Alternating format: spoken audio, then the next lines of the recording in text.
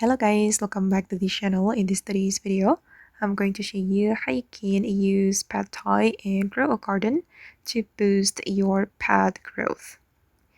Okay, let's get into it guys. Here I just got small toy from Mr. Chris, and I'm going to show you guys how we can use the toy to boost our pad growth.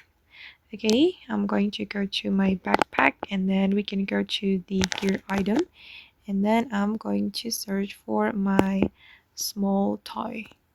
Okay, this one, small pad toy, and then I'm going to use it to boost my pad growth. For example, I'm going to apply it to my wait, let me find the target. Okay, I'm going to apply it to my giant ant. So we just need to click on the pad that we want to apply this small toy like this. And as you can see that my small toy has been applied to the giant ant.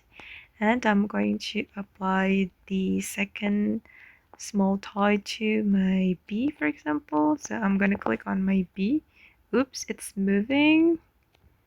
So let's just apply to the dog. Okay, and it has been applied to the Shiba Inu.